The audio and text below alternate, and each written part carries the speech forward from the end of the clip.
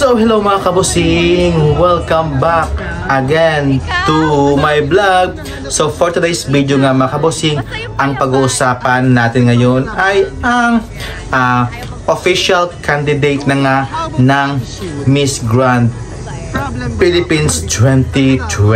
So ayan nga mga kabusing, nilabas na nga ng Miss Grand Philippines ang kanilang official candidates at marami talaga itong mga negative comments talaga sa mga social media kahit saan mang dako ng photos ang mga candidates ng Miss Grand Philippines. So ang dami talagang nagsasabi na may iltukuyo na naman sa dating na edisyon ang Miss Grand Philippines para ilaban sa Miss Grand International, saka wala talaga itong nakikita ang winning glow ang mga kandidata sa pag-ilaban ito sa international pageant at hindi daw malakas ang mga candidates compare last year mga kabosing. So ngayon wala talagang malalakas na kandidata para makipagbakbakan sa Miss Grand International, kaya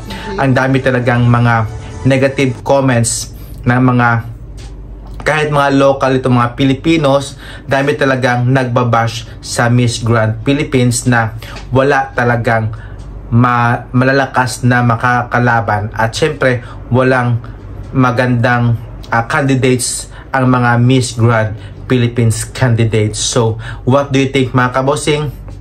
Wala ba talagang laban ngayon ang Miss Grand Philippines para makipagbakbakan sa international pageants like Miss Grand International? So comments down below mga kabosing, and please subscribe my YouTube channel, Arman Montoya Vlog, and see you in my next vlog. So bye bye, kapong kap mga kabosing, and syukran po. Bye bye.